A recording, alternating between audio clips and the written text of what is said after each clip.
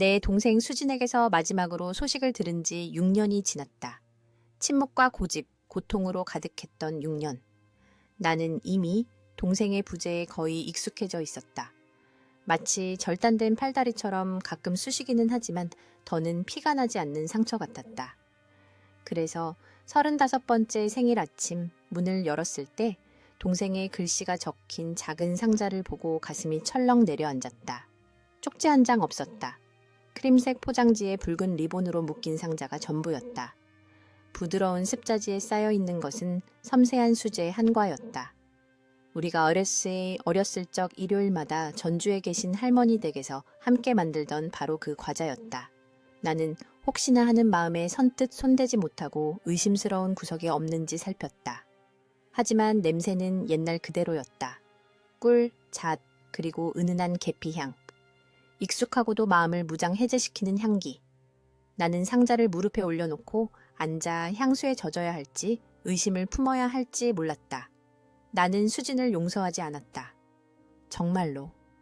동생은 남편 민준과의 끔찍한 일 이후로 자취를 감췄고 그 일은 어찌된 일인지 나와 동생의 관계까지 망가뜨렸다.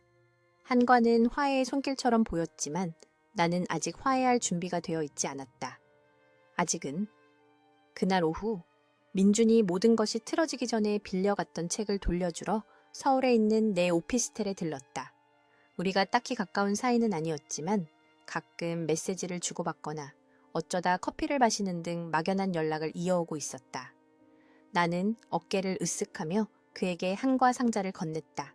수진이가 보냈어. 그는 놀란 듯 눈썹을 치켜 올렸다가 희미하게 웃었다. 생일 축하해. 나는 그가 상자를 들고 멀어지는 것을 보며 목구멍으로 쓰라린 승리감이 차오르는 것을 느꼈다. 와인 한 잔을 따라 창밖의 돌담길을 내다보았다. 늦은 오후의 햇살이 건물 외벽을 황금빛으로 물들이고 있었지만 나는 추위만 느꼈다. 6년간의 침묵은 과자 한 상자로 깨지지 않는다. 수진이가 나를 문제의 일부로 여기기로 한 지 6년. 나는 왜 그랬는지 정확히 이해하지 못했지만 마지막 말다툼은 민준에 관한 것이었다. 그가 동생을 어떻게 대하는지, 내가 어떻게 빠져 있어야 했는지에 대해서.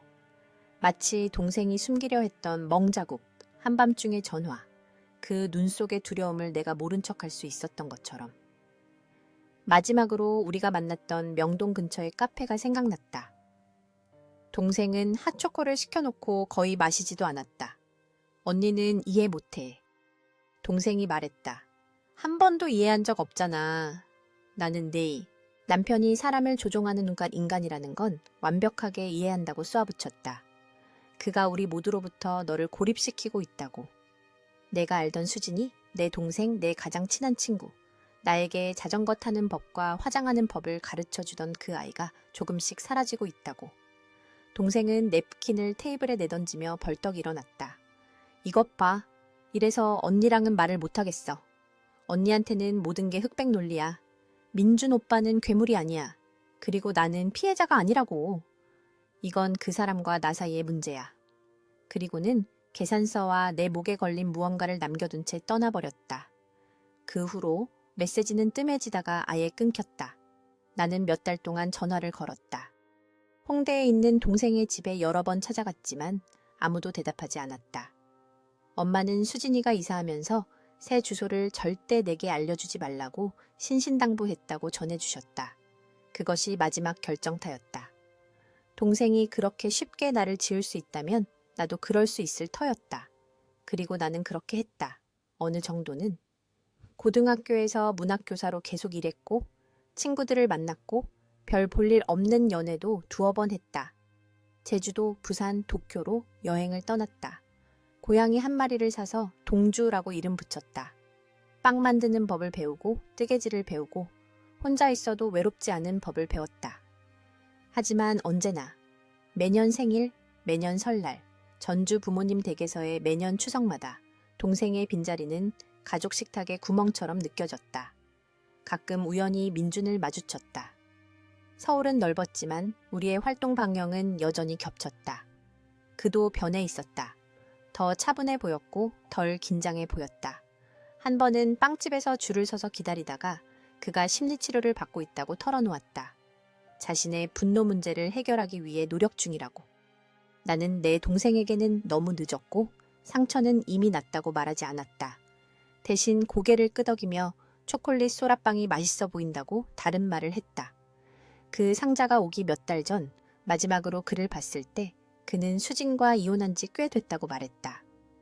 알고 있을 줄 알았는데 그는 진심으로 놀란 듯 말했다. 아니, 나는 몰랐다. 아무도 내게 말해주지 않았다. 그는 여전히 연락은 하고 지내며 복잡한 사이라고 설명했다. 나는 그가 지금 어디 사는지 아느냐고 물었다. 수원. 그가 대답했다. 작은 전통 과자 가게를 해. 잘 되고 있어.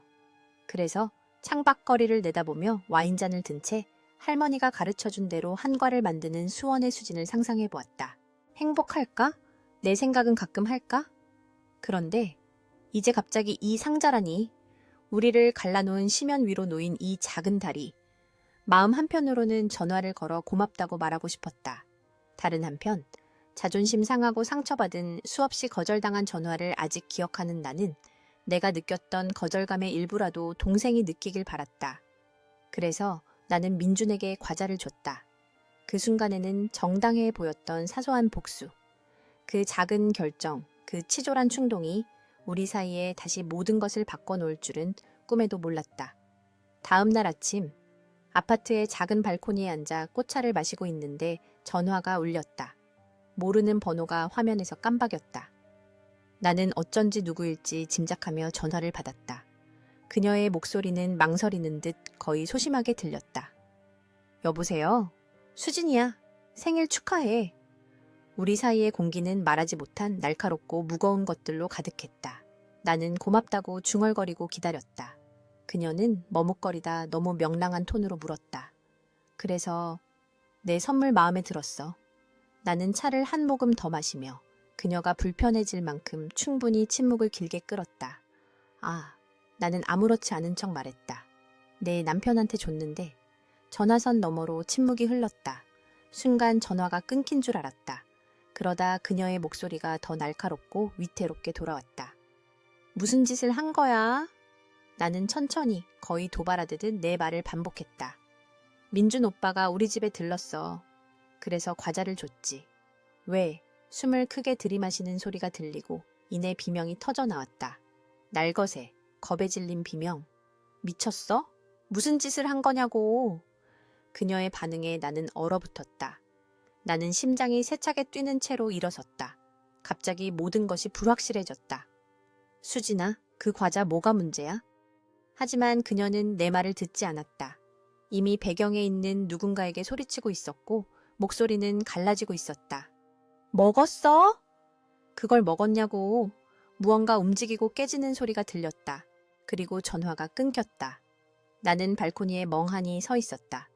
손에는 여전히 전화기를 쥔 채 심장은 경고의 종처럼 울려댔다.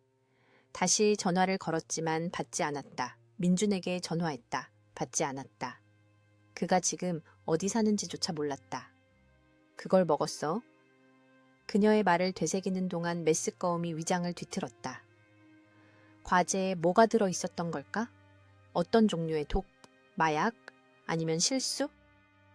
소파 가장자리에 앉아 가능한 모든 시나리오를 떠올렸다. 어쩌면 오해일지도 모른다. 그녀가 다른 뜻으로 말했을 수도 있다. 하지만 그녀의 목소리, 그런 종류의 두려움은 이유 없이 생기지 않는다. 결혼 생활이 무너져 내릴 때조차 그녀가 그런 목소리를 내는 것을 들어본 적이 없었다. 서울중앙병원에 전화해서 민준이라는 환자가 입원했는지 물었다. 정보를 알려주지 않았다. 나는 점점 커지는 공포 속에서 기다렸다. 시간은 지독하게 느리게 흘러갔다. 나는 우리에 갇힌 짐승처럼 아파트를 서성겼다. 나를 이런 상황에 빠뜨린 수진에 대한 분노와 돌이킬 수 없는 짓을 저질렀을지도 모른다는 공포 사이를 오갔다. 머릿속에는 이미지가 스쳐 지나갔다. 민준이 과자를 먹고 바닥에 쓰러져 경련을 일으키는 모습. 아니, 말도 안 돼. 수진이가 그럴 리 없어. 내 동생은 여러 면이 있지만 범죄자는 아니었다. 아니면 그랬을까? 이 6년 동안 얼마나 변했을까? 마지막으로 봤을 때 그녀는 자신을 갉아먹는 관계에 갇혀 있었다. 어쩌면 원망이 자라나 더 어두운 무언가로 변했을지도 모른다. 아니면 내가 상상할 수 없는 다른 설명이 있을지도. 정오 무렵 누군가 현관문을 두드렸다. 심장이 쿵 내려앉았다. 경찰일 거라고 생각했다. 하지만 문 앞에는 늘 참기름과 간장 냄새를 풍기는 70대 이웃 김순자 할머니가 서 있었다. 얘 괜찮니? 아침 내내 서성이는 소리가 들리던데. 나는 괜찮다고 그냥 일 때문에 좀 신경이 쓰여서 그런 거라고 둘러댔다. 할머니는 어떤 거짓말도 꿰뚫어 볼 듯한 눈으로 나를 쳐다봤지만 더는 묻지 않았다. 방금 붙였다며 전을 좀 건네주셨다. 나는 억지 미소를 지으며 받았다. 문을 닫자마자 전화가 다시 울렸다. 이번에도 모르는 다른 번호였다. 나는 즉시 받았다. 여보세요? 반대편에서 모르는 남자의 목소리가 내 이름을 물었다. 네, 전데요. 맥박이 빨라지는 것을 느끼며 대답했다. 서울 아산병원입니다. 민준이라는 환자분이 연락해달라고 요청하셨습니다. 지금은 안정된 상태입니다. 다리에 힘이 풀리는 것을 느꼈다. 내가 이제 얼마나 숨을 참고 있었는지 깨닫지 못했다.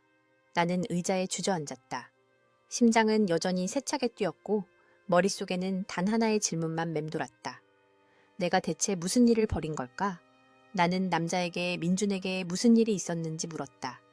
그는 민준이 중독이나 약물 과다 복용 증상으로 입원했지만 정확한 원인을 파악하기 위해 검사를 진행 중이라고 설명했다. 면회할 수 있나요? 내가 물었다. 남자는 잠시 망설이다가 민준이 나를 꼭 보고 싶어 했다며 와도 좋다고 말했다. 나는 서둘러 옷을 입고 지하철을 타고 병원으로 향했다. 가는 내내 머릿속은 혼돈 그 자체였다. 민준은 왜 나를 보고 싶어 했을까? 내가 독이 든 과자를 건넸다는 걸 알까? 나를 원망할까? 아니면 지금 이 순간에도 수진을 보호하고 싶은 걸까? 그리고 가장 중요한 것. 왜 내 동생 수진이 그를 독살하려 했을까? 병원에 도착해 민준이 있는 병실을 안내받았다. 안으로 들어서자 창백하지만 깨어있는 그가 링거를 맡고 있는 것이 보였다. 우리의 시선이 마주쳤고 놀랍게도 그는 희미하게 미소 지었다. 자책하지 마. 내가 입을 열기도 전에 그가 말했다. 내 잘못 아니야. 나는 따지고 모든 것을 고백하고 싶었지만 대신 그가 내민 침묵 속에 앉아 있었다. 수진이가 오늘 아침에 전화했었어. 마침내 내가 입을 열었다. 과자 때문에 히스테리를 부리던데 무슨 일이야 민준 오빠? 안에 뭐가 들어있었던 거야? 그는 힘을 모으려는 듯 잠시 눈을 감았다. 이상한 느낌이 들기 시작하기 전에 딱 2개 먹었어. 어지럽고 시야가 흐려졌지. 그래서 수진이한테 전화했어. 걔가 보낸 걸 아니까. 걔가 당장 병원으로 가라고 응급 상황이라고 하더라고. 나는 그의 말을 이해하려 애쓰며 그를 쳐다보았다. 하지만 왜 너한테 독이 든 과자를 보냈을까? 민주는 고개를 저었다. 그건 나를 위한 게 아니었던 것 같아. 과일도 하나야. 매번가 착오가 있었던 거야. 수진이는 지금 수원에서 과자 사업을 해. 케이크, 초콜릿, 온갖 종류의 과자를 만들지. 가끔 특별 주문을 받기도 하고. 나는 완전히 이해하지 못한 채 미간을 찌푸렸다. 특별 주문? 민주는 불편해 보였다. 있잖아. 내가 이런 얘기 할 입장은 아니지만 우리 헤어진 후에 수진이는 혼자서 어떻게든 버텨야지 했어. 그리고 그게 항상 쉽지만은 않았지. 그의 말은 직접적으로 언급하고 싶지 않은 어두운 무언가를 암시했다. 그때 간호사가 들어와 그의 상태를 확인했다. 그녀는 내게 잠시 밖에서 기다려달라고 부탁했다. 복도에서 다시 수진에게 전화를 걸었다. 이번에는 거의 바로 받았다. 어디야? 그녀의 목소리는 긴장으로 가득했다. 병원이야? 민준 오빠랑 같이. 내가 대답했다. 대체 무슨 일이야 수진아? 긴 침묵이 흘렀다. 그리로 갈게. 마침내 그녀가 말했다. 거기서 꼼짝 말고 있어. 병원 카페에서 지나치게 쓴 커피를 마시며 계속 입구를 쳐다보며 기다렸다. 영원처럼 느껴지는 시간이 흐른 후 그녀가 들어오는 것이 보였다. 기억보다 머리가 짧아졌고 살도 빠져 있었다. 하지만 내 것과 너무나 닮은 그 눈은 여전했다. 그녀는 나를 보고 잠시 멈칫하는 듯했지만 이내에 내게로 똑바로 걸어왔다. 내 앞에 앉아 몇 초간 아무 말도 하지 않았다. 괜찮대. 마침내 그녀가 민준을 가리키며 말했다. 의사들이 영구적인 손상은 없을 거라고 했어. 나는 더 많은 설명을 기다리며 고개를 끄덕였다. 그녀는 깊은 한숨을 내쉬었다. 하나 언니, 내 말 좀 들어줘. 이 모든 게 복잡해. 그리고 위험해. 언니를 끌어들여서는 안 됐어. 그날 밤 수진이에게서 전화가 왔다. 목소리는 쉬어 있었고 지쳐 보였다. 민준 오빠는 괜찮을 거래. 그녀가 말했다. 하지만 설명해야겠어. 그리고 언니는 그냥 들어줘. 나는 끼어들지 않았다. 그녀가 부탁한 대로 그냥 들었다. 수지는 이혼 후 수원에서 작은 제과 사업을 시작했다고 말했다. 작업실로 개조한 오피스텔에서 전통 한과를 만들어 플리마켓이나 작은 온라인 쇼핑몰을 통해 팔았다. 처음에는 모든 게 순조로웠다. 그녀의 약과 다식, 정과는 인기를 끌었다. 심지어 서울의 레스토랑에서도 주문이 들어오기 시작했다. 하지만 상황이 복잡해졌어. 그녀의 목소리는 거의 속삭임으로 낮아졌다. 최강혁이라는 남자를 만났어. 사방에 연줄이 있는 사업가였지. 내 사업에 투자해서 확장하고 유명 브랜드로 만들어주겠다고 제안했어. 그녀는 잠시 말을 멈췄고 나는 그녀의 숨결에 섞인 떨림을 들을 수 있었다. 받아들였어. 서류도 제대로 읽지 않고 사인했지. 절박했어, 언니. 민준 오빠랑 헤어지고 모든 걸 잃은 후에 나 혼자 힘으로 성공할 수 있다는 걸 증명하고 싶었어. 최강혁은 합법적인 사업체를 이용해 돈 세탁을 하는 마약 밀매업자였다.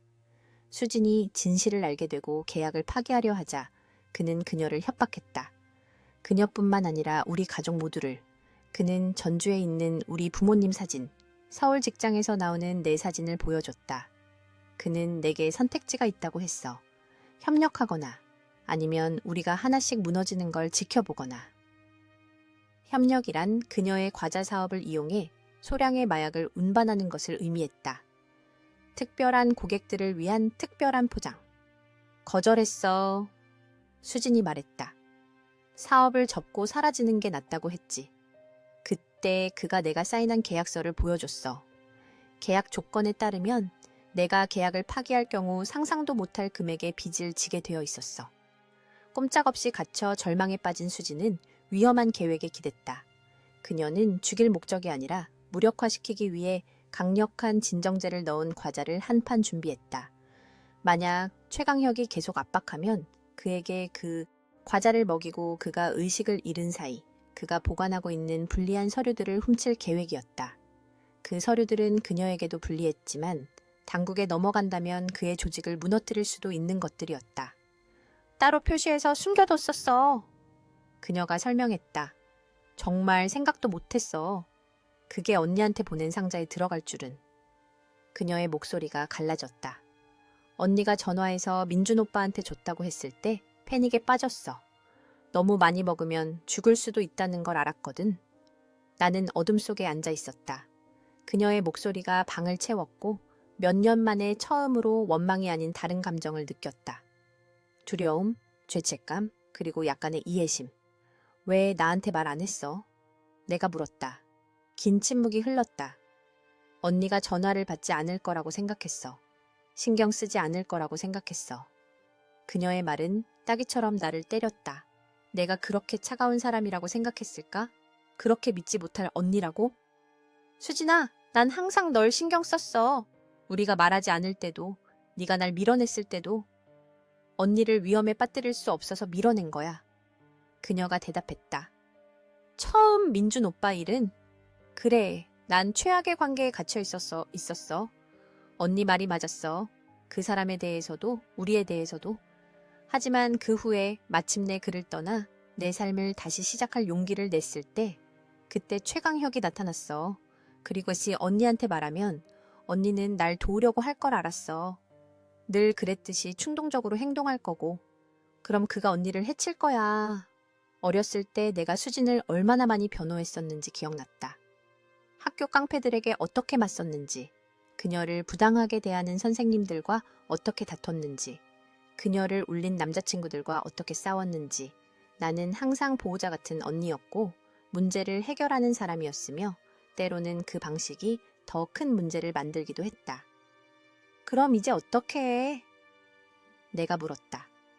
민준 오빠는 위험에서 벗어났지만 너는 여전히 그 최강혁이라는 사람한테 묶여 있잖아. 수지는 한숨을 쉬었다. 복잡해. 민준 오빠는 이야기의 일부를 알고 있어. 우리가 헤어진 후에도 연락을 계속했거든. 가끔 가게 회계 일을 도와주기도 했고. 처음에 최강혁에 대해 경고해준 것도 그 사람이었지만 내가 듣지 않았어. 이혼 후에 그들이 원만한 관계를 유지했다는 사실에 놀랐다. 나는 항상 민준을 이야기 속 악당, 수진이 탈출한 학대자로 상상했다. 하지만 이제 보니 상황은 더 복잡한 것 같았다. 민준 오빠랑 나는 질문을 흐렸다. 아니, 다시 만나는 건 아니야. 그걸 묻는 거라면. 그녀가 재빨리 대답했다. 하지만 그 사람 변했어, 언니. 심리치료가 도움이 됐나 봐. 더는 내가 결혼했던 그 남자가 아니야. 그녀는 잠시 멈췄다. 좋은 쪽으로든 나쁜 쪽으로든. 병원에 있던 민준을 생각했다. 자신을 실수로 독살한 수진을 그 후에도 어떻게든 보호하려 했던 모습. 그들 사이에는 내가 완전히 알지 못하는 이야기가 있었다. 지금 내가 알아야 할 건 나는 평정을 유지하려 애쓰며 말했다. 네가 당장 위험한 상황인지 최강혁이 과자 사건에 대해 아는지야. 아닐 거야. 그녀가 대답했다. 과자는 작업실이 아니라 내 집에 있었어. 그리고 내가 그걸 자기한테 쓸 계획이었다는 것도 의심하지 않을 거고. 하지만 이제 다른 문제가 생겼어. 그게 어떻게 언니 생일 상자에 들어갔는지 모르겠다는 거야. 불안한 질문이었다. 수진이 넣지 않았다면 누가 넣었을까? 그녀 밑에서 일하는 사람? 그녀를 망치고 싶어 하는 사람? 아니면 혹시 나를 해치고 싶어 하는 사람? 수진아, 나는 천천히 말했다. 내가 생일에 그 과자를 보낼 거라는 걸 누가 알고 있었어? 침묵이 흘렀다. 아무도. 마침내 그녀가 말했다. 충동적인 결정이었어. 몇 달 동안 언니한테 연락하고 싶었지만 용기가 안 났어. 민준 오빠한테 보낸다는 말도 안 했어. 그럼 내 집에 내 물건에 접근할 수 있는 사람이 누구야? 나뿐이야. 그녀가 대답했다. 그리고 뭐 작업실 조수인 민지가 비상용으로 열쇠를 가지고 있긴 해. 그리고 최강혁이라면 원했다면 들어올 수도 있었겠지. 등골이 오싹했다. 만약 최강혁이 의도적으로 과자를 바꿨다면 그건 수진의 계획을 알고 있었다는 뜻이다. 그리고 더 나쁜 것은 나도 모르는 사이에 나를 중간책으로 이용했다는 것이다. 만약 그 사람이었다면? 내가 물었다. 만약 그가 네가 생각하는 것보다 더 많이 알고 있다면? 만약 그렇다면? 수진의 목소리가 살짝 떨렸다. 우리 모두 심각한 위험에 처한 거야. 우리는 잠시 침묵했다. 그 가능성의 무게가 우리 사이에 내려앉았다. 마침내 내가 물었다. 이제 우리 어떡하지? 모르겠어. 그녀가 인정했다. 하지만 더는 혼자 할 수 없어. 할 수 없어. 언니, 도움이 필요해. 이 모든 일이 있었는데도 날 도와줄 마음이 있다면? 나는 6년간의 침묵, 고통, 그토록 오랫동안 키워온 원망을 생각했다. 하지만 18년 동안 한 방을 썼던 그 아이도 생각했다. 내가 항상 얼룩을 묻혀 돌려줬음에도 옷을 빌려주던 아이. 할머니 장례식에서 내 손을 잡아주던 아이, 내 동생. 내일 수원으로 갈게. 마침내 내가 말했다. 직접 만나서 얘기하자. 그리고 같이 해결하는 거야. 그녀가 안도의 한숨을 내쉬는 소리가 들렸다. 고마워. 그녀가 중얼거렸다. 이 일에 끌어들여서 미안해. 지난 6년 동안 미안했어. 나도 그래. 내가 대답했다. 그리고 그건 진심이었다. 잃어버린 시간, 하지 못한 말들, 따로 보낸 생일과 명절들이 후회스러웠다. 하지만 아직 내 동생을 되찾기에 너무 늦지는 않았을지도 모른다. 비록 그것이 우리가 아직 완전히 이해하지 못하는 위험에 함께 맞서는 것을 의미한다 할지라도. 전화를 끊고 나는 몇 시간 동안 내 방 천장을 쳐다보았다. 퍼즐 조각들이 맞춰지기 시작했지만 여전히 답 없는 질문이 너무 많았다. 누가 독이 든 과자를 내 선물에 넣었을까? 최강혁은 수진의 계획을 알고 있었을까? 그리고 민주는 이 모든 일에서 대체 어떤 역할을 하고 있는 걸까? 다음 날 아침, 나는 수원으로 가는 기차에 몸을 싣고 있었다. 내 동생에게로, 내 문 앞에 놓인 그 과자 상자보다 훨씬 전에 시작된 갈등 속으로. 어떤 의미에서는 우리가 함께 맞서야 할 운명이었던 갈등 속으로 수원행 기차는 경기도의 들판을 가로질러 달렸다. 맑은 하늘 아래 수평선 너머로 사라지는 누런 벌판. 전날 밤 거의 잠을 이루지 못했고 식당 칸에서 마신 커피 몇 잔으로도 머릿속 안개를 걷어내지 못했다. 나는 며칠 치옷, 휴대폰 충전기, 읽지 않을 게 뻔한 책 한 권 등 필수품만 챙긴 작은 배낭을 맸다. 재킷 주머니에는 종이에 휘갈겨 쓴 수진의 가게 주소가 있었다. 수원은 멀리서 늘 그렇듯 위풍당당한 모습으로 나타났다. 성곽으로 둘러싸인 도시를 강이 감싸고 있었다. 다른 상황이었다면 경치를 감상했겠지만 지금은 수진, 병원 침대에 누워있을 민준, 그리고 우리의 삶을 파괴할 수 있다는 최강혁이라는 남자 생각뿐이었다. 역에서 택시를 타고 팔달문 근처에서 내렸다. 수진의 가게는 구시가지로 내려가는 돌길 골목에 있었다. 초록색 차양이 있는 작은 가게, 금색 글씨로 할머니 손맛이라고 쓰인 간판. 진열장 너머로 젊은 여자가 관광객 부부에게 응대하는 모습이 보였다. 수진이 말했던 조수 민지일 거라고 짐작했다. 손님들이 나가기를 기다렸다가 안으로 들어섰다. 딸랑거리는 종소리가 내 존재를 알렸고 여자가 고개를 들었다. 어떻게 도와드릴까요? 그녀가 연습한 듯한 미소로 물었다. 수진 씨를 찾으러 왔어요. 내가 대답했다. 동생 언니예요. 여자의 미소가 흔들렸고 그녀의 눈은 새로운 흥미를 띠고 나를 훑어봤다. 하나 씨? 그녀는 질문이 아니라 확인하듯 말했다. 수진 씨가 위에서 기다리고 있어요. 그녀는 나를 뒷문으로 안내했고 우리는 가게 위 작은 아파트로 이어지는 좁은 계단을 올라갔다.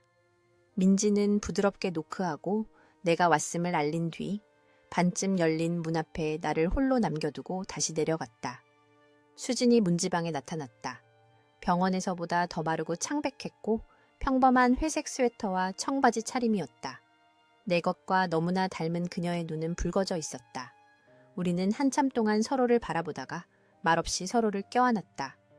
어색하고 긴장됐지만 진심 어린 포옹.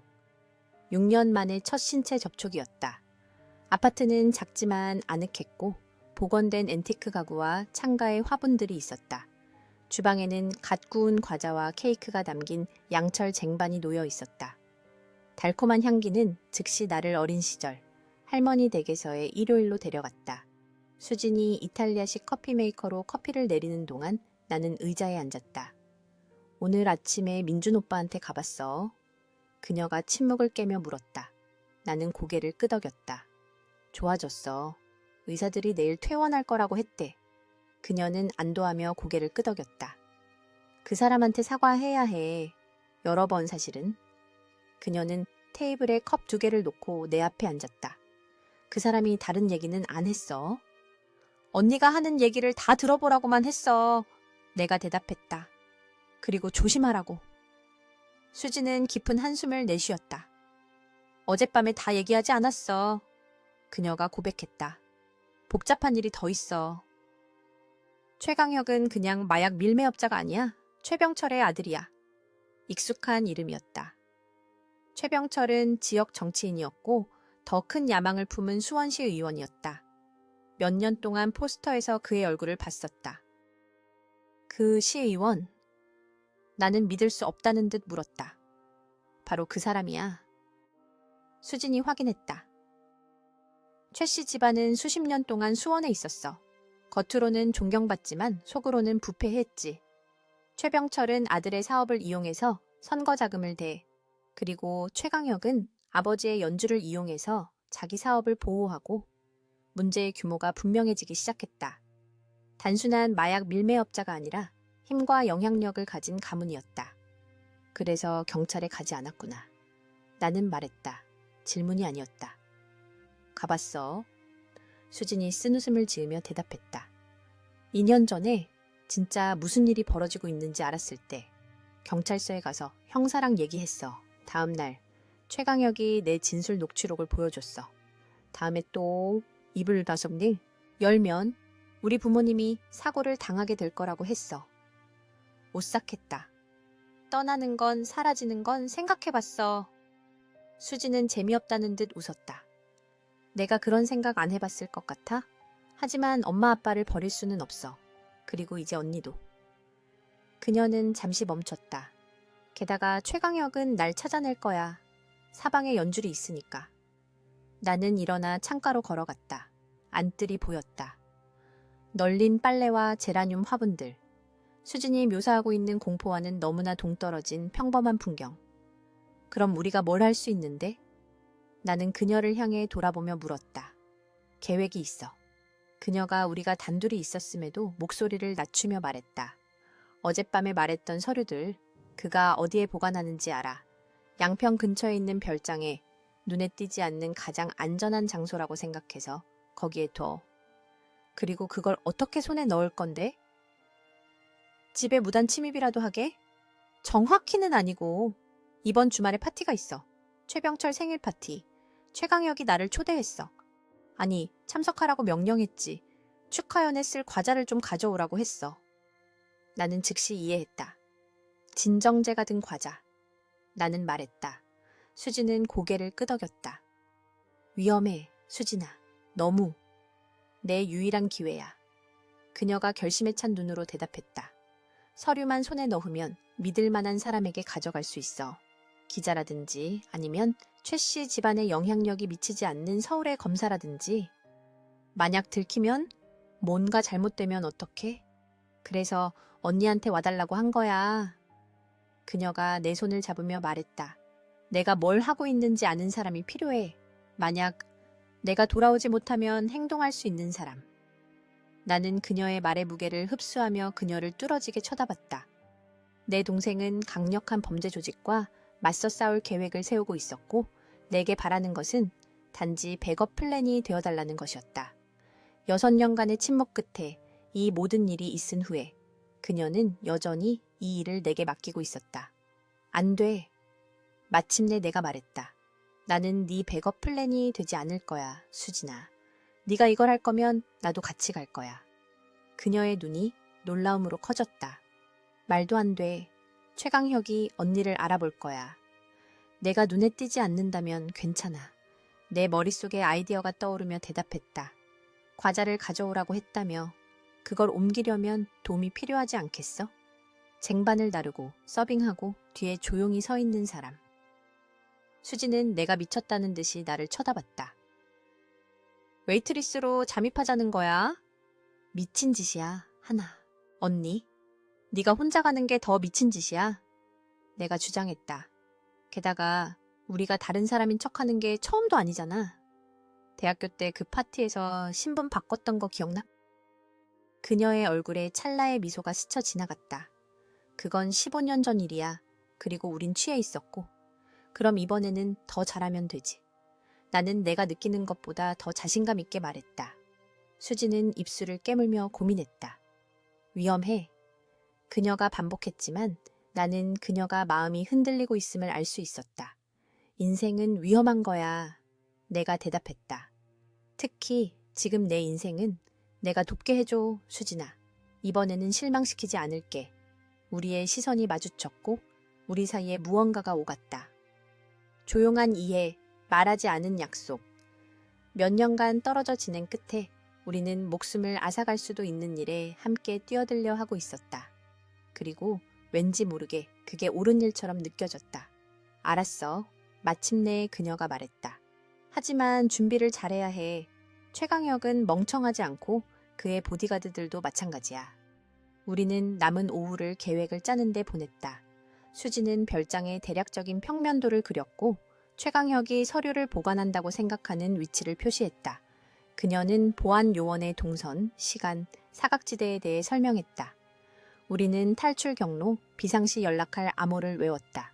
수원 위로 해가 지면서 이상한 평온함이 나를 감쌌다. 오랜만에 수진과 나는 공동의 목표로 하나가 되어 있었다. 그날 밤 그녀의 거실 소파에서 잠을 자다가 꿈을 꿨다. 어린 시절 수진과 내가 할머니의 부엌에서 한과를 만들고 있었다. 하지만 우리 손가락 사이에 반죽이 검고 독성이 있는 것으로 변했다. 할머니는 그녀의 목소리가 아닌 목소리로 우리에게 경고했다. 너희가 함께 만드는 것을 조심하거라. 독이 될 수도 해독제가 될 수도 있느니. 나는 심장이 세차게 뛰며 잠에서 깼다.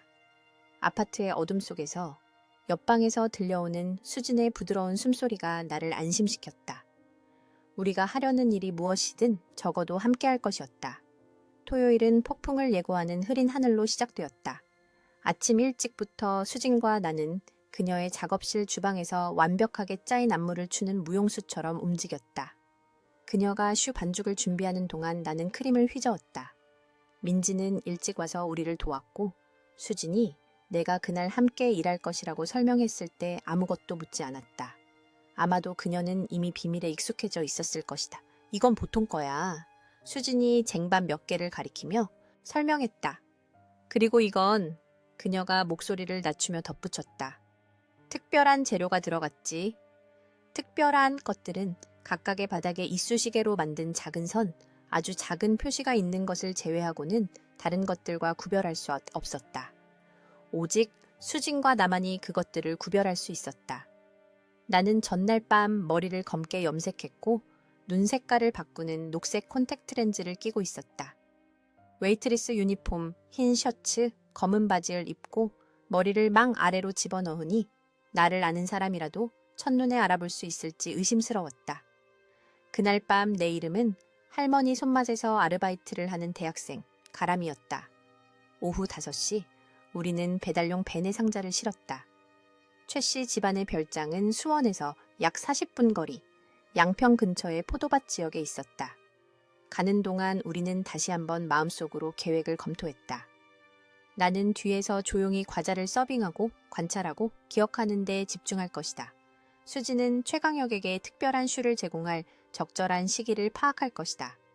그녀가 실험한 바에 따르면 진정제가 효과를 나타내는데 약 20분이 걸리는데 일단 효과가 나타나면 그녀는 핑계를 대고 그의 서재에 들어가 서류를 찾을 것이다. 나는 감시하고 뭔가 잘못되면 신호를 보낼 것이다. 이론상으로는 간단해 보였다. 실제로는 뱃속에서 강철나비가 날갯짓하는 기분이었다. 별장은 커브길 뒤에 나타났다. 슬레이트 지붕과 분홍빛 석벽을 가진 2층짜리 저택. 정원은 수백 미터 뻗어 있었고 수령이 오래된 올리브 나무와 대리석 분수가 있었다. 입구에는 고급 차들이 질비했다. 우리는 옆문에 멈춰 섰고 양복을 입고 이어피스를 낀 남자가 짐을 내리라고 지시했다. 박 사장님. 그는 공손함과 거만함이 섞인 톤으로 수진에게 인사했다. 초에 이사님께서 뷔페 설치 끝나면 테라스에서 기다리신다고 전하셨습니다. 수진은 눈까지는 웃지 않는 프로다운 미소로 고개를 끄덕였다. 우리는 상자를 내리기 시작했고 여러 웨이터와 요리사들이 분주하게 움직이는 거대한 주방으로 옮겼다. 아무도 우리에게 별다른 관심을 보이지 않았다. 각자 자기 일에 너무 바빴다. 은쟁반에 과자를 놓으면서 주위를 둘러보았다. 집은 수진이 묘사한 그대로였다. 호화롭지만 취향은 의심스러웠고 금색 장식과 사냥 그림이 너무 많았다. 프렌치 도어를 통해 등불로 밝혀진 뒷마당이 보였다. 50명쯤 되는 사람들이 손에 잔을 들고 담소를 나누고 있었다. 비싼 양복을 입은 남자들과 보석으로 치장한 여자들. 중앙에는 60대 남자가 축하를 받고 있었다. 가문의 수장 최병철이었다. 저기 최강혁이야. 수진이 봐 옆에 있는 40대 남자를 미묘한 몸짓으로 가리키며 속삭였다. 키가 크고 마른 체격에 돈 자랑하는 듯한 네이비색 정장을 입고 있었다. 그의 얼굴에는 포식자에게서 연상되는 차갑고 계산적인 아름다움이 있었다. 똑바로 쳐다보지 마. 그녀가 경고했다. 저녁 7시 정각, 우리는 쟁반을 들고 정원으로 나갔다. 나는 가장자리에 머물며 손님들에게 과자를 권하면서 수진이 연습한 미소를 지으며 최강혁에게 다가가는 것을 지켜봤다. 나는 그녀가 그와 대화하는 것을 보았다. 그녀의 몸짓은 내 속을 뒤집어 놓는 익숙함을 드러냈다. 그는 그녀의 팔꿈치를 잡고 필요 이상으로 가까이 끌어당기며 귓가에 무언가를 속삭였다. 나는 그에게서 그녀를 떼어놓고 싶은 충동을 억눌러야 했다. 시간은 느리게 흘러갔다. 현악 사중주단의 음악과 술이 돌면서 점점 커지는 웃음소리와 함께 파티는 절정에 달했다. 나는 내 역할을 계속했다. 이런 행사에서 웨이터만이 가질 수 있는 투명 인간처럼 아무도 내 눈을 쳐다보지 않았고 아무도 내가 들고 있는 쟁반 너머의 내 존재를 인식하지 못했다. 9시 가까이 되어 수진이 특별한 쟁반을 들고 다시 최강혁에게 다가가는 것을 보았다. 나는 모서리에 있는 작은 황금색 리본, 우리의 신호로 그것을 알아봤다. 나는 그녀가 그에게 특별한 슈를 권하는 동안 마음속으로 숫자를 셌다. 그는 2개를 집어 하나는 즉시 먹고 다른 하나는 나중에 먹으려고 냅킨에 쌌다. 심장이 빠르게 뛰기 시작했다. 하나만으로도 충분해야 했다. 20분. 진정제가 효과를 나타내기까지 우리가 기다려야 하는 시간이었다. 수지는 주방으로 돌아왔고 나는 몇 분 뒤에 그녀를 따라갔다. 이제 어떻게 해? 우리가 과자를 다시 정리하는 척하며 낮은 목소리로 물었다. 기다려. 그녀가 대답했다. 곧 어지러워지기 시작할 거야. 그가 비틀거리는 걸 보면 내가 안으로 부축해주겠다고 제안할 거야. 우리는 다시 정원으로 돌아갔다. 밤은 완전히 내렸고 파티는 별빛과 등불 아래 계속되었다. 나는 슬쩍 최강혁을 관찰했다. 그는 여전히 한 무리의 남자들 옆에 서서 말하면서 손짓을 하고 있었다. 전혀 영향을 받은 것 같지 않았다. 30분, 40분, 아무 일도 없었다. 수진이 내게 다가왔다. 그녀의 눈에 공포가 서려 있었다. 효과가 없어. 그녀가 속삭였다. 지금쯤 거의 의식을 잃었어야 해. 제대로 된 걸 먹은 거 맞아? 내가 물었다. 확실해. 내 눈으로 똑똑히 봤어. 그럼? 과자가 잘못 만들어졌나? 수지는 혼란스러운 듯 고개를 저었다. 그럴 리 없어. 똑같은 양을 썼는데. 그녀는 갑자기 말을 멈췄고 얼굴이 창백해졌다. 오, 맙소사. 민준 오빠. 나는 그녀의 시선을 따라 정원 문으로 향했다. 민준이 막 나타난 참이었다. 창백했지만 똑바로 서서 몇몇 손님들과 익숙하게 인사를 나누고 있었다. 그를 보자 최강혁은 활짝 웃으며 다가가가 진심으로 다정해 보이는 포옹을 했다. 민준 오빠가 여기 왜 있어? 나는 발밑의 땅이 흔들리는 것을 느끼며 속삭였다. 수지는 얼어붙어 있었다. 그녀의 시선은 이제 활기차게 대화하는 두 남자에게 고정되어져 있었다. 모르겠어. 그녀가 중얼거렸다. 여기 있으면 안 돼. 아직 병원에서 나오면 안 됐어. 나는 보이는 것을 이해하려 애쓰며 그 장면을 관찰했다. 민준과 최강혁은 가까운 친구, 공범자처럼 보였다. 그들 사이에는 긴장감이 없었고 오직 서로를 잘 아는 데서 오는 편안함만 있었다. 너무 잘 아는? 수진아. 나는 끔찍한 의심이 마음속에 형성되면서 천천히 말했다. 혹시 민준 오빠가 최강혁이랑 같이 일하는 거 아닐까? 처음부터 계속? 그녀는 즉시 대답하지 않았다. 그녀의 눈에는 눈물이 고여 있었다. 믿고 싶지 않아. 마침내 그녀가 말했다. 하지만 그러면 많은 게 설명되지. 최강혁이 어떻게 항상 내 움직임을 아는 것 같았는지. 이혼 후에 민준 오빠가 왜 계속 연락했는지. 나는 병원에서 민준이 내게 했던 말이 생각났다. 그 과자는 나를 위한 게 아니었던 것 같아. 이제 그의 말은 완전히 다른 의미를 띠었다. 만약 그가 수진의 계획을 알아채고 과자를 바꿔치기 했다면? 만약 그 자신이 내가 그에게 줄 것을 알면서 내 생일 상자에 진정제가 든 과자를 넣어서 완벽한 알리바이를 만들었다면? 나는 수진을 보았다. 그녀의 마음속에도 같은 결론이 형성되고 있는 것을 보았다. 가야 해. 내가 말했다. 지금 당장. 계획은 실패했어. 하지만 우리가 움직이기도 전에 최강혁이 우리 쪽을 쳐다봤다. 그의 시선은 수진에게 그리고 내게 고정되었다. 나는 그가 변장에도 불구하고 나를 알아보는 바로 그 순간을 보았다. 느린 미소가 그의 얼굴에 번졌고 그는 민준에게 무언가를 말했다. 민준도 우리를 보기 위해 돌아섰다. 들켰어. 나는 피가 얼어붙는 것을 느끼며 중얼거렸다. 다른 출구는 없어. 주방 쪽으로. 수진이 거의 들리지 않는 목소리로 대답했다. 텃밭으로 나가는 뒷문이 있어. 우리는 시선을 끌지 않으려 애쓰며 아무렇지 않게 집 쪽으로 걷기 시작했다. 하지만 곁눈질로 보니 최강혁과 민주는 우리가 봤던 곳에 더는 없었다. 그들은 군중 속으로 사라졌다. 우리는 걸음을 재촉했다. 주방은 이제 거의 비어 있었고 청소하는 웨이터 두어 명만 있었다. 우리는 뒷문을 향해 공간을 재빨리 가로질렀다. 수진이 문을 열었고 우리는 텃밭의 어둠 속으로 나갔다. 젖은 흙과 허브 향기가 났다. 배는 반대쪽에 있어. 수진이 말했다. 이쪽으로 집을 돌아서 가면 소리가 우리를 멈추게 했다. 자갈 위를 걷는 발소리. 그리고 밤의 정적 속에서 부드럽지만 선명하게 들리는 민준의 목소리. 어디들 그렇게 급하게 가시나? 우리는 천천히 돌아섰다.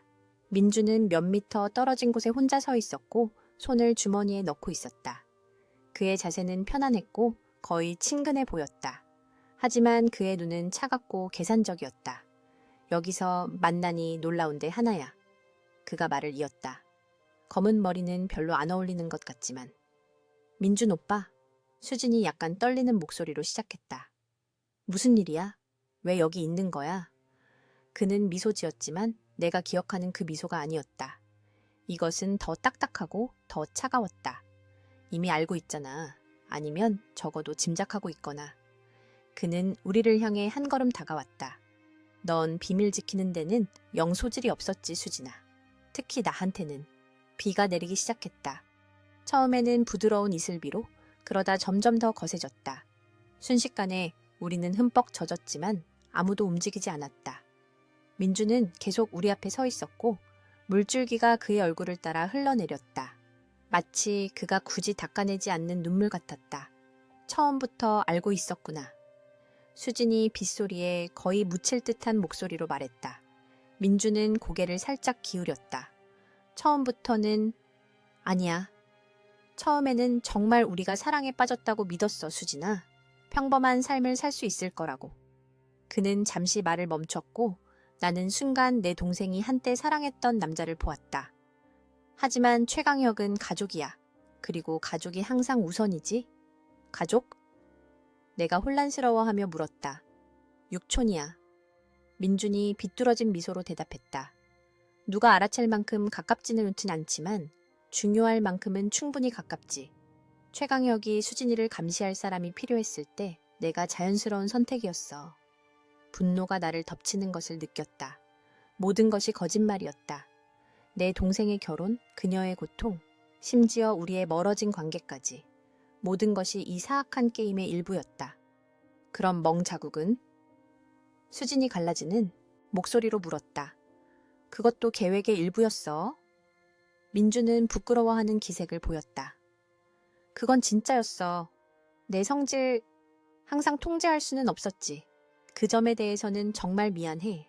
미안하다고. 나는 말을 뱉었다. 내 동생 인생을 망쳐놓고 미안하다고? 망치지 않았어. 그가 나를 더욱 화나게 하는 평온함으로 대답했다. 번창하는 사업을 줬잖아. 내 방식대로 그녀를 보호했어. 보호했다고. 나는 믿을 수 없다는 듯 되물었다. 이걸 보호라고 부르는 거야?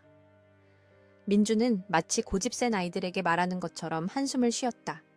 세상은 복잡해. 하나야. 때로는 타협해야 해. 수진이는 재능이 있었지만 체계와 방향이 필요했어. 최강혁이 그걸 줬지. 날 범죄자로 만들었잖아. 수진이 말했다. 나는 그녀가 추위 때문인지 분노 때문인지 떨고 있는 것을 볼 수 있었다. 날 당신들 돈 세탁 작전에 억지로 끌어들였어. 거절할 수도 있었잖아. 민준이 대답했다. 아무도 내 머리에 총을 겨누진 않았어. 내 가족을 협박했잖아. 민준은 손으로 막연한 제스처를 취했다. 사소한 거지. 중요한 건 그게 효과가 있었다는 거야. 네 사업은 번창했고 우리 모두 이득을 봤지. 나는 내가 듣고 있는 것을 믿을 수 없었다. 우리 앞에 있는 남자는 낯선 사람. 한때 가족으로 여겼던 사람의 얼굴을 한 괴물이었다. 이제 우리한테 뭘 원하는데? 내가 물었다. 복잡한 거 없어. 그가 대답했다. 파티로 돌아가 웃어. 맛있는 과자를 서빙해. 그리고 내일이면 모든 게 평소처럼 돌아갈 거야. 수진이는 계속 사업을 하고 너는 서울로 돌아가고 우리 모두 이 작은 모험이 없었던 척하는 거지. 거절하면?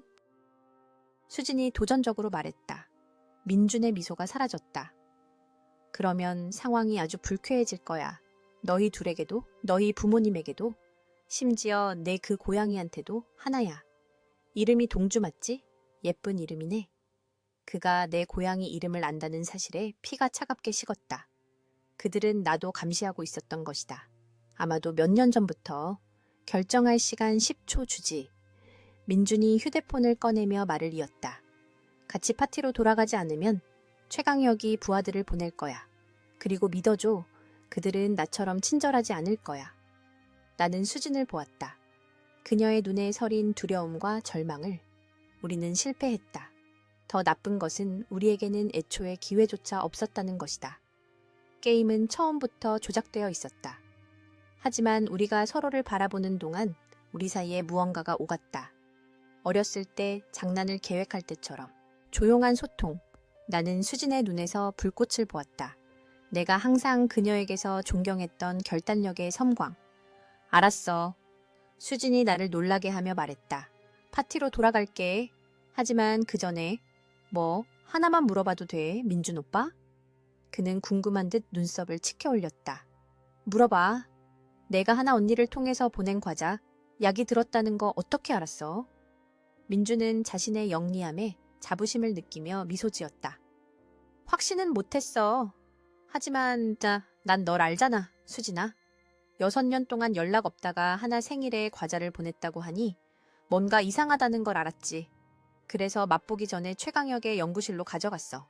아주 현명한 예방 조치였지. 수진은 천천히 고개를 끄덕였다.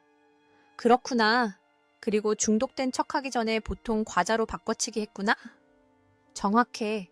네가 뭘 꾸미는지 알아야 했어. 병원 쇼 덕분에 조사할 시간을 벌었지. 아주 똑똑하네. 수진이 인정했다. 그녀는 슬픈 미소를 지으며 민준에게 한 걸음 다가갔다. 셋 중에 항상 오빠가 제일 똑똑했지. 그녀의 말투에서 무언가 민준을 경계하게 만들었는지 그의 표정이 변했다. 하지만 그가 반응하기도 전에 수진은 주머니에서 무언가를 꺼내 그의 얼굴에 던졌다.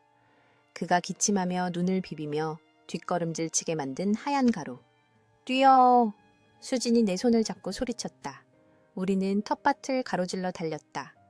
지늘게 미끄러지며 뒤에서 저주를 퍼붓는 민준의 소리를 들었다.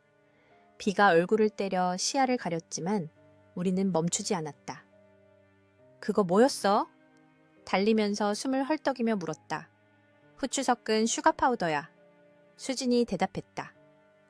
영구적인 손상은 없겠지만 시간을 좀 벌어줄 거야. 우리는 벤이 주차된 집 앞쪽에 도착했다. 수진이 열쇠를 꺼냈지만 우리가 차에 닿기도 전에 양복 입은 남자 2명이 불쑥 나타나 길을 막았다. 아가씨들. 그들 중 한 명이 직업적으로 공손하지만 위협적인 목소리로 말했다. 최 이사님께서 할 말이 있으시답니다. 우리는 궁지에 몰렸다. 나는 필사적으로 주위를 둘러보며 탈출구를 찾았지만 아무것도 없었다. 남자들은 자신들의 우위를 확신하며 천천히 다가왔다. 그리고 그때 내가 하지 않은 기도에 대한 응답처럼 멀리서 사이렌 소리가 들렸다. 파랗고 빨간 불빛이 비오는 밤을 가르며 진입로를 따라 빠르게 다가오고 있었다. 경호원들은 혼란스러운 듯 서로를 쳐다봤다. 그들 중 한 명이 이어피스를 만지며 얼굴을 창백하게 만드는 무언가를 듣고 있었다. 경찰이다. 그가 중얼거렸다. 엄청 많아. 광역수사대까지. 혼돈이 시작되었다. 손님들이 집에서 나오기 시작했고 어떤 이들은 차로 달려가고 어떤 이들은 무슨 일이냐고 물었다. 나는 입구에서 격렬하게 통화하는 최강혁을 보았다. 수진의 가루 때문에 여전히 눈이 붉어진 민준이 그의 옆에 나타났다. 네가 경찰 불렀어. 나는 믿을 수 없다는 듯 수진에게 물었다. 그녀는 나만큼이나 놀란 듯 고개를 저었다. 그럴 틈이 없었어. 경찰차들이 부지로 들어서는 동안 그중 한 대에서 익숙한 모습이 나타났다. 수진의 조수, 민지였다. 그녀 옆에는 구겨진 양복 차림에 경찰 배지를 든 엄격한 표정의 중년 남자가 있었다. 민지야? 수진이 외쳤다.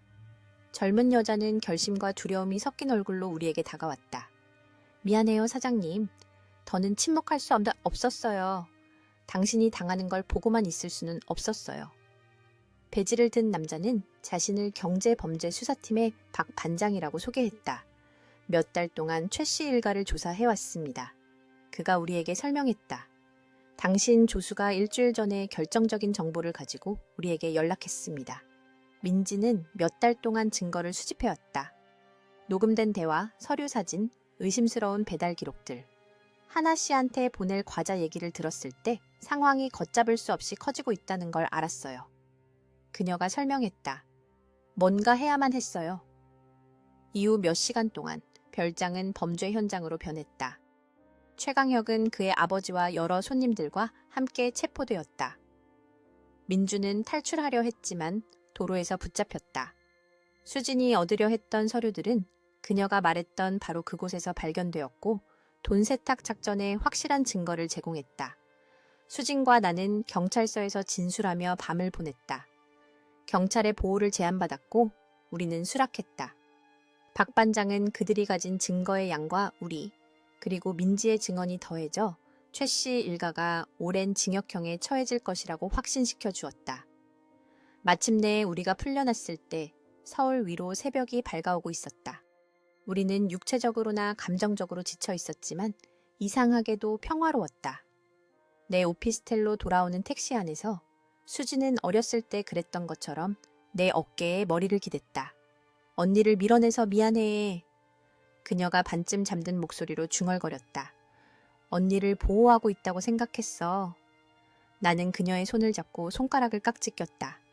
그리고 나는 너를 위해, 우리를 위해 더 싸우지 않아서 미안해.